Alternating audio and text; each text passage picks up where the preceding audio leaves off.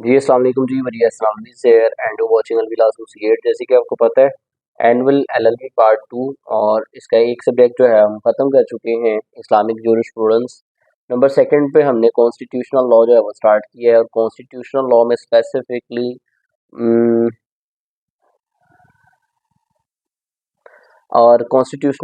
Specifically हम जो है वो यूके का कॉन्स्टिट्यूशन जो है वो पहले करने लगे हैं, यूएस का बाद में करना है। तो यूके के कॉन्स्टिट्यूशन के जो इम्पोर्टेंट क्वेश्चंस हैं वो मैंने पहले नोट करवा दिए थे और लेटर ऑन एक क्वेश्चन इसका हमने डिस्कस कर लिया था related to the salient features of the constitution of UK. आज जो है हमारे पास question it is about the sources of UK constitution, जो कि मोस्ट इम्पोर्टेंट क्वेश्चन है। अक्सर जो है वो क्वेश्चन आ जाता है write and tell note on the concept of sources of UK constitution. ठीक है, तो इंट्रोडक्शन से स्टार्ट करते हैं। जैसे कि हमें पता है कि ब्रिटिश कॉन्स्टिट्यूशन जो है वो अनरिटन कॉन्स्टिट्यूशन है। ये हमारी लास्ट टाइम बहस हो गई थी इस पे कि ये अनरिटन कॉन्स्टिट्यूशन है, लेकिन अनरिटन का मतलब ये हरगिज नहीं है कि लिखा हुआ नहीं है। अनरिटन का मतलब ये है कि ये जो है वो पास बाय पार्लियामेंट नहीं है। जिस हद तक पास बाय पार्लियामेंट है उस हद तक हम उसको रिटन कहते हैं, और जिस हद तक पास बाय पार्लियामेंट नहीं है उस हद तक हम उसको अनरिटन कहते हैं। तो क्वेश्चन यहाँ पे रेज होता है कि अगर अनरिटन नहीं है, पास बाय पार्लियामेंट नहीं है, तो फिर कहाँ से आया कॉन्स्टिट्यूशन? कहाँ से जो है वो इसको इवॉल्व करते हैं, कहाँ से इसकी बेस मिलती है? तो वो डिफरेंट हिस्टोरिकल चार्टर्स हैं। ठीक है, मतलब अ, बहुत पीछे चले गए, 100 साल 1000 साल पीछे चले गए, तब के डॉक्यूमेंट्स हैं जो कि लिखे गए, जिनके तहत जो है डिफरेंट पावर्स को लिमिट किया गया, वो हिस्सा बने कॉन्स्टिट्यूशन के। Then time to time different statutes आते गए, डिफरेंट कॉमन लॉ जो है आप वर्ल्ड लीगल सिस्टम में पढ़ के आए हैं, वो हिस्सा बना ब्रिटिश कॉन्स्टिट्यूशन का। तो इसी तरह डिफरेंट सोर्सेज थे जिनसे मिल के जो है वो यूके का कॉन्स्टिट्यूशन जो है वो कंप्लीट होता है। तो इसको आज हमने पढ़ना, इंट्रोडक्शन है।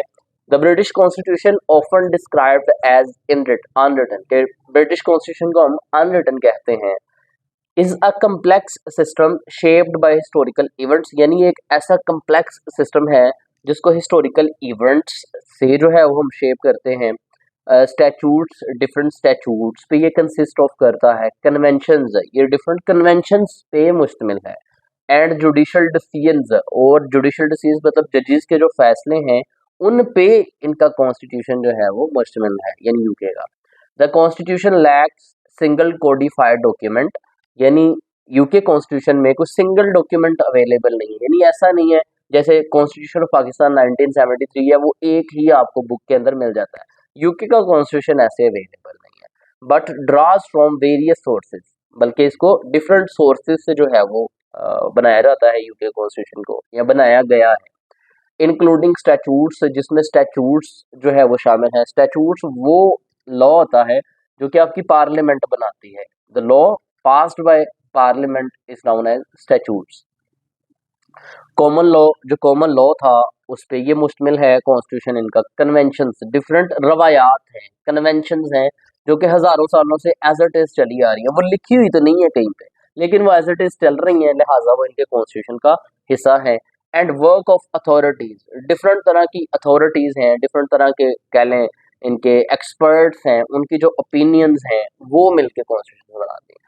तो यहाँ तक हमने देख लिया कि यूके का कॉन्स्टिट्यूशन जो है वो आल दो अनरिटन है and consist of different historical charters, statutes, common law, and judicial decisions and jurist writings etc. इन सब पे यूके का कॉन्स्टिट्यूशन जो है वो मुश्तमिल है।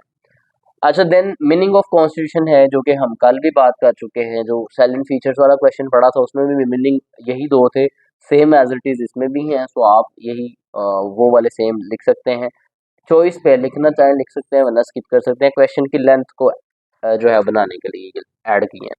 डेफिनेशन ऑफ कॉन्स्टिट्यूशन है एज इट इज, जैसे वहां पे पढ़ी थी, एरिस्टोटल ने कहा था the way of life that a state has chosen for itself is known as a constitution. तो वही है, the constitution is the way of life that a state has chosen for itself. Same definition आप लिख सकते हैं। Types of constitution की बात करें तो वही दो टाइप्स हैं जो साइलेंट फीचर वाले क्वेश्चन में पढ़ी थी, रिटन एंड अनरिटन। रिटन का मतलब है कि जो कोडिफाइड है, मतलब पास बाय पार्लियामेंट है। एग्जाम्पल्स में आ जाता है इंडिया, पाकिस्तान, यूएसए। अगर अनरिटन की बात करते हैं तो ऐसा कॉन्स्टिट्यूशन, इसको मैं ये नहीं कहूंगा कि जो लिखा हुआ नहीं है, इसको मैं कहूंगा ऐसा कॉन्स्टिट्यूशन जो पास्ड बाय पार्लियामेंट नहीं है, जो कोडिफाइड नहीं है in one book, that is known as unwritten. और इसकी एग्जांपल है यूके का कॉन्स्टिट्यूशन। ठीक है, ये हमारे पास इंट्रोडक्शन भी हो गया, meaning of constitution, definition of constitution, types of constitution हो गए। अब आते हैं सोर्सेज ऑफ ब्रिटिश कॉन्स्टिट्यूशन की तरफ के ब्रिटिश कॉन्स्टिट्यूशन के सोर्सेज कौन कौन से हैं। सो इसमें डिफरेंट चीजें आती हैं, लाइक सबसे पहले हिस्टोरिकल चार्टर्स हैं, देन स्टैट्यूट्स हैं। हिस्टोरिकल चार्टर्स में हम पढ़ेंगे कि कौन से ऐसे चार्टर्स हैं, कौन से ऐसे डॉक्यूमेंट्स हैं, कौन से ऐसे दस्तावेजात हैं जो कि हिस्ट्री का हिस्सा हैं और यूके कॉन्स्टिट्यूशन का पार्ट है, पार्ट एंड पार्सल है। ठीक है, देन हम देखेंगे डिफरेंट स्टैट्यूट्स है, यानी पार्लियामेंट के वो कौन कौन से एक्ट्स हैं, वो कौन कौन से स्टैट्यूट्स हैं जिनको कॉन्स्टिट्यूशन का हिस्सा बनाया गया। देन हम देखेंगे जुडिशियल डिसीजंस, यानी जजेस के वो कौन कौन से फैसले होंगे, तो हजारों, लेकिन हम उनमें से एग्जांपल्स में दो तीन डिस्कस करेंगे। देन कन्वेंशंस, हजारों कन्वेंशंस हैं लेकिन हम दो तीन डिस्कस करेंगे as an example. Then common law है, ज्यूरिस्ट वर्किंग्स है, ये सारे के सारे सोर्सेज ऑफ ब्रिटिश कॉन्स्टिट्यूशन है। इनको आपने फिंगर टिप्स से याद कर लेना है। Historical charters, statutes, judicial decisions, conventions, common law and jurist writings. ठीक है, अब इनको बारी बारी सबको डिस्कस कर लेते हैं। On number one, we have historical charters. Historical charters are important documents that helped shape the development of British Constitution. They outline key rights and principles that have influenced the UK's laws and governance. तो मतलब history में जब आप जाते हैं, माजी में जाते हैं और ब्रिटेन हिस्ट्री पढ़ते हैं, यूके की हिस्ट्री पढ़ते हैं, तो उनके हिस्टोरिकली कुछ डॉक्यूमेंट्स ऐसे हैं, कुछ दस्तावेजात ऐसे हैं जिन्होंने उनकी हिस्ट्री पे बहुत बड़ा इम्पैक्ट डाला, और वो डॉक्यूमेंट्स उनकी हिस्ट्री पे इम्पैक्ट डालने की वजह से उनके कॉन्स्टिट्यूशन का हिस्सा बन गए। एक डॉक्यूमेंट जो कि सबसे पहला है और उसको सबसे ज्यादा आपने नाम भी सुना होगा, पार्ट वन में फिलोसफी ऑफ लॉ में माइट बी, नहीं, वर्ल्ड लीगल सिस्टम में, और वर्ल्ड लीगल सिस्टम में स्पेसिफिकली जो है आप मैग्ना कार्टा पढ़ गए हैं। ठीक है, तो Magna Carta was signed in the year of 1215। ठीक है, 1215 में जो है मैग्ना कार्टा को साइन किया जाता है। और मैग्ना कार्टा को नहीं, पोल साइंस में ओल्ड सिलेबस में था, न्यू सिलेबस में पोल साइंस में मैग्ना कार्टा नहीं था। अच्छा जी, मैग्ना कार्टा 1215 कहते signed in June 1215। The Magna Carta was one of the first document to limit the power of the king. आज भी आप देखते हैं कि जो यूके है उनके यहाँ क्राउन सिस्टम मौजूद है, किंग और क्वीन। तो पहले क्या होता था कि किंग के पास बहुत ज्यादा पावर्स होती थी, फिर कोई आपके जैसा या मेरे जैसा जो है बंदा उठाओ जिसको बड़ी तकलीफ होती थी, जैसे मैं ग्रुप्स के अंदर भी कहता रहता हूँ कि यार एक बंदा ही क्यों रूल करे हम पे, है, who the hell he is. ठीक है, तो उसने कहा जी बादशाह कौन होता है, जो कहेगा हम मानेंगे, वाई, वजह। तो उसने कहा कि बादशाह की जो पावर्स हैं उनको लिमिटेड होना चाहिए, कुछ हद तक जो है उसके पास पावर्स होनी चाहिए और बाकी पावर्स अवाम के पास होनी चाहिए। ठीक है, तो ये वो पहला डॉक्यूमेंट था जिसने किंग की पावर्स को रिड्यूस किया था, लिमिटेड किया था। तो ये डॉक्यूमेंट ब्रिटेन की हिस्ट्री में फिर इतना इंपॉर्टेंट साबित हुआ कि उन्होंने इसको कॉन्स्टिट्यूशन का हिस्सा मान लिया। तो कहते हैं जी the power of the king, यानी इसने किंग की पावर को लिमिट कर दिया। It establishes that everyone including the monarch must follow the law. इसने कहा जी चाहे वो अवाम है या चाहे वो मोनार्क है, मोनार्क मतलब किंग, क्वीन, व्हाटएवर, उन सब ने लॉ को फॉलो करना है। ठीक है, and it protected certain individual rights, और इस मैग्ना कार्टा के तहत चंद फंडामेंटल राइट्स जो थे इंडिविजुअल्स के, उनको प्रोटेक्ट करने की भी बात की गई। तो हिस्टोरिकली ये सबसे पहला डॉक्यूमेंट था which was signed in the 1215, और ये यूके के कॉन्स्टिट्यूशन का जो है वो हिस्सा समझा जाता है। तो पहला हिस्टोरिकल चार्टर या पहला हिस्टोरिकल डॉक्यूमेंट हमारे पास आ गया मैग्ना कार्टा, तो यानी यूके का कॉन्स्टिट्यूशन इस पे बेस करता है। देन सेकंड हिस्टोरिकल डॉक्यूमेंट की अगर बात करें तो it was petition of rights, and this petition of right was signed in the year of 16 and 28।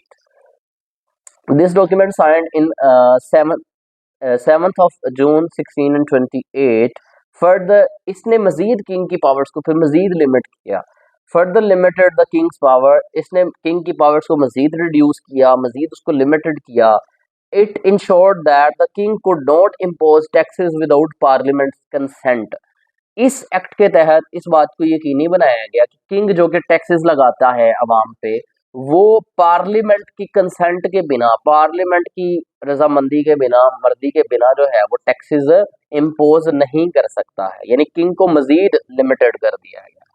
And re enforce other rights of citizen, और सिटीजन के जो मजीद डिफरेंट तरह के राइट्स हैं उनको री इन्फोर्स किया गया थ्रू दिस एक्ट। तो ये भी जो है वो ब्रिटिश कॉन्स्टिट्यूशन का जो है वो हिस्सा बन गया। देन बिल ऑफ राइट्स जो है वो साइन हुआ 1689 में। The bill of rights passed in 1689 confirm that parliament was the supreme authority. इसने आके ये श्योर कर दिया कि किंग इज नो मोर, मतलब किंग के पास जो पावर्स है अब मजीद नहीं रहेंगी, ठीक है।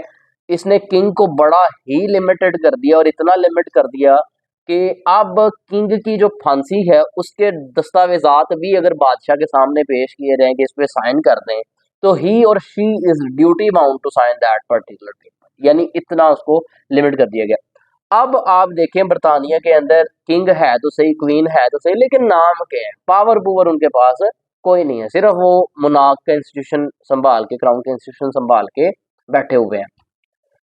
जैसे आपके मुल्क के अंदर सदर है, तो सदर की कोई पावर्स नहीं होती, बस वो बैठा हुआ है, पावर सारी वजीर आजम के पास होती। सेम लाइक यूके में भी अब ऐसे ही है, पार्लियामेंट्री फॉर्म ऑफ गवर्नमेंट है, और मोनार्क यानी क्राउन का जो इंस्टीट्यूशन है वो महज एक सिंबॉलिक है, अदरवाइज पावर सारी की सारी पार्लियामेंट के पास है। तो ये जो बिल ऑफ राइट्स था इसमें ये बात मजीद शोर कर दी गई कि पार्लियामेंट जो है वो सुप्रीम अथॉरिटी है इन द कंट्री, मुल्क के अंदर। It also expanded the rights of citizen, जो सिविल लिबर्टीज थी, freedom of speech, freedom of expression etcetera, वो मजीद तरह के राइट्स जो है इसमें ऐड किए गए। तो हिस्टोरिकल जब पहला सोर्स हमने बात की, ब्रिटिश कॉन्स्टिट्यूशन का पहला सोर्स जो है वो हिस्टोरिकल चार्टर्स हैं। तो हिस्टोरिकल चार्टर्स हमने वैसे तो बहुत ज्यादा हैं, लेकिन हमने 3 को एज एन एग्जांपल देख लिया कि Magna carta, petition of rights, bill of rights, ये डिफरेंट तरह के चार्टर्स वो हैं जिनसे मिल के यूके का कॉन्स्टिट्यूशन जो है वो बना है। पहला सोर्स हमने पढ़ लिया हिस्टोरिकल चार्टर्स, होप सो आपको समझ आई है। नंबर सेकंड पे जो सोर्स है ब्रिटिश कॉन्स्टिट्यूशन का वो है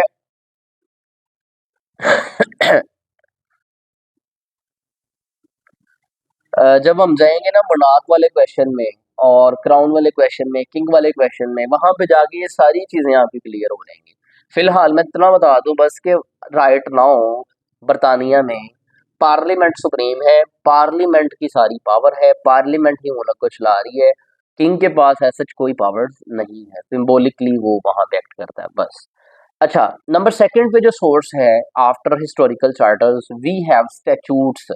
अब स्टैट्यूट्स क्या होते हैं? ये पार्लियामेंट्री एक्ट्स को कहते हैं। जैसे पाकिस्तान के अंदर आपकी parliament consist of 2 houses, national assembly and the senate.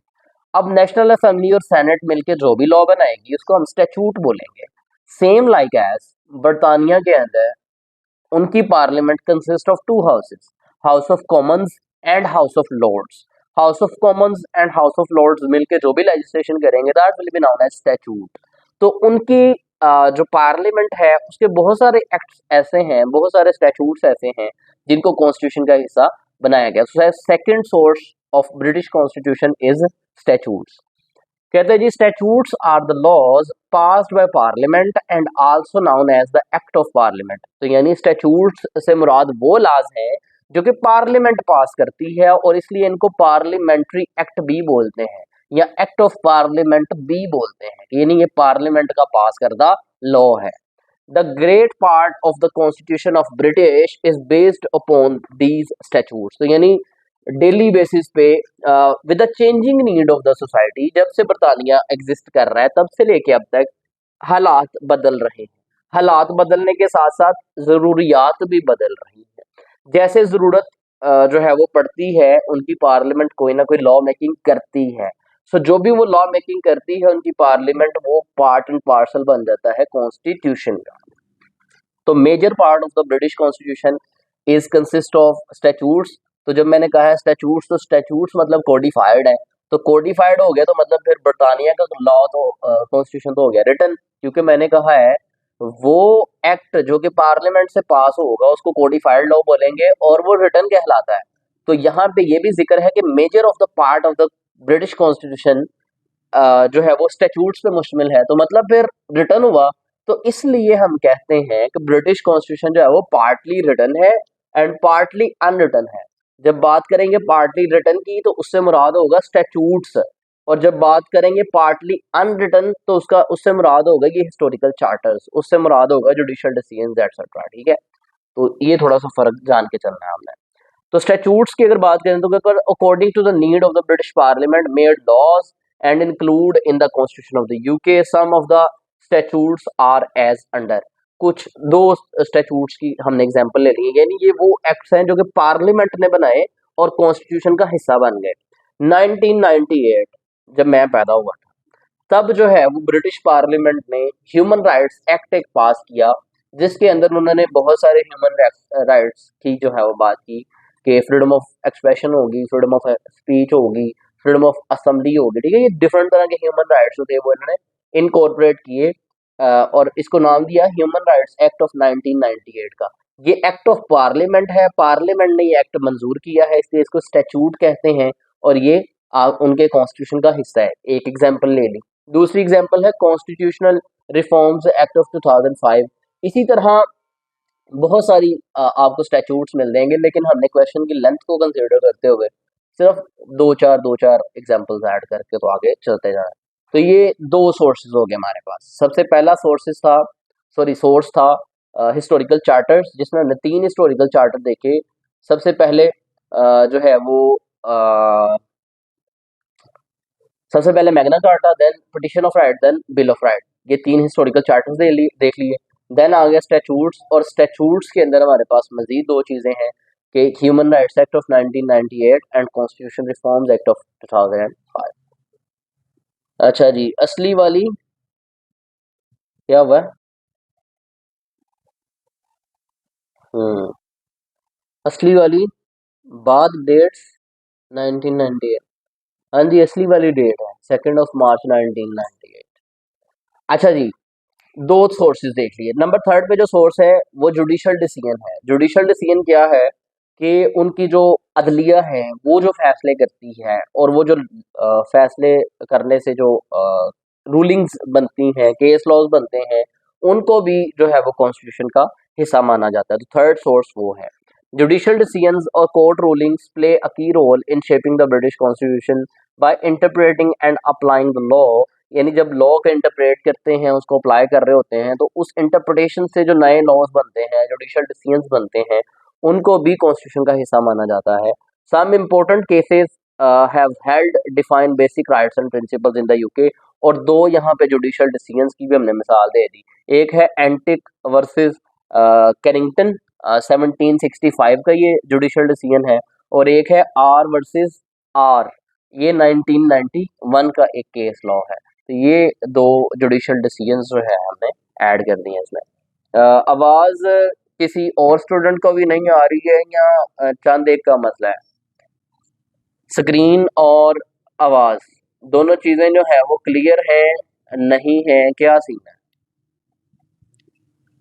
दोनों चीजें क्लियर है नहीं है? क्लियर है। अब ओके, क्लियर है, ओके। पहला सोर्स था हिस्टोरिकल चार्टर्स, दूसरा सोर्स स्टैट्यूट्स, तीसरा सोर्स जुडिशियल डिसीजंस। और जुडिशियल डिसीजंस में मैंने 2 मिसालें ले ली हैं, आपने ये दोनों case laws as it is लिख देने। नंबर 4 पे जो ब्रिटिश कॉन्स्टिट्यूशन का सोर्स है वो है कन्वेंशन। कन्वेंशन क्या है? जो हजारों सालों से वहां पे चलती आ रही है, लिखी हुई नहीं है कहीं पे, लेकिन एज इट इज फॉलो होती है। In the UK constitution many important aspects of the constitution are based on the convention. तो कॉन्स्टिट्यूशन के बहुत ज़्यादा अहम पहलू जो है वो कन्वेंशंस पे बेस करते हैं, विच आर ट्रेडिशंस और unwritten rules that are followed. ये क्या है? ये ट्रेडिशंस हैं, अनरिटन रूल्स हैं, लिखे हुए नहीं हैं, लेकिन इनको फॉलो किया जाता है। Even though they are not written in law, अगरचे वो लॉ में कहीं लिखे हुए नहीं है, लेकिन ये कन्वेंशंस हैं, हजारों सालों से फॉलो होती हुई चली आ रही है, लिहाजा इनको ऐसे ही फॉलो किया जाता है जैसे कि ये कॉन्स्टिट्यूशन का पार्ट एंड पार्सल है। These conventions have strong authority and guide how the government operates. ये कन्वेंशंस जो हैं बड़ी स्ट्रॉन्ग अथॉरिटी रखती हैं और गवर्नमेंट को गाइड भी करती हैं कि कैसे ऑपरेट करना है। चंद एक कन्वेंशंस की जो है मिसाल ले लेते हैं। सबसे पहले है सबसे पहली कन्वेंशन है prime minister leadership.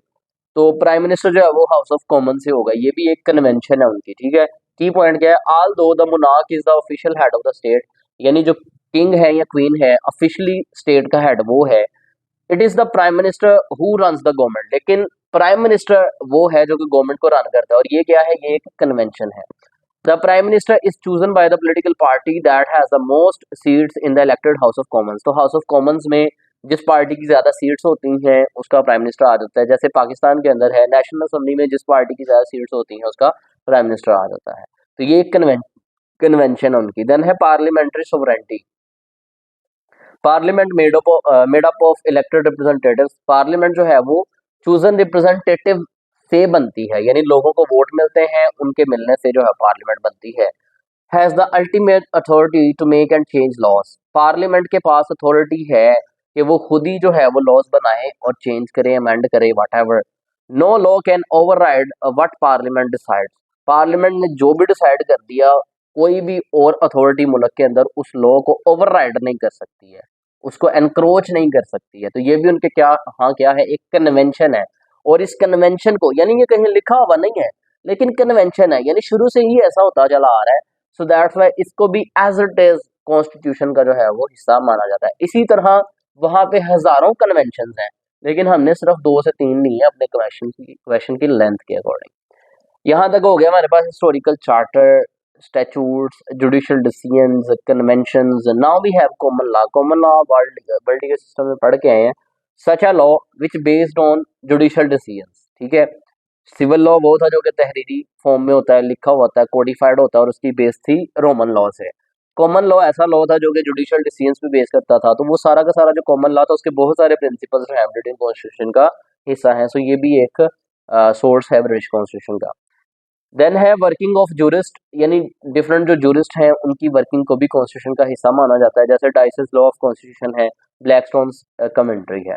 Object of constitution same like पिछले क्वेश्चन वाला है डाइसे का, अगर करना चाहेंगे कर लीजिएगा, ना लिखना चाहेंगे तो मजबूरी कोई नहीं है। देन कंक्लूजन है, ये क्वेश्चन था हमारे पास related to sources of British constitution. 6 से 7 तरह के सोर्सेज हम पढ़े हैं। Historical charters, statutes, judicial decisions, conventions और जुडिशल राइटिंग्स और कॉमन लॉ, ठीक है। ये सारे आपने एज तैयार करने हैं। आज के लिए इतना ही है, मिलेंगे नेक्स्ट लेक्चर में, तब तक के लिए अल्लाह हाफिज़, थैंक यू। और मज़े की बात नहीं, नोट करने की बात। पहला क्वेश्चन काफ़ी ज़्यादा स्टूडेंट्स ने लिखा है और जो नहीं लिखते हैं उनको शर्म आनी चाहिए, ठीक है। मैं ग्रुप में भी सेंड किए हैं कुछ क्वेश्चंस, उनको फॉलो करें। जो एज इट इज़ जो है वो आप भी कोशिश करें कि आप भी ऐसे ही लिखें डेली बेसिस पे एक क्वेश्चन, बड़ी बात नहीं है। अगर अभी से करेंगे तो अच्छा है, बाद में जो है वो कुछ भी हाथ नहीं आएगा। सो साथ साथ जो है वो करते जाया करें। आज के लिए इतना ही है, मिलते हैं नेक्स्ट लेक्चर में, तब तक के लिए अल्लाह हाफिज़, थैंक यू।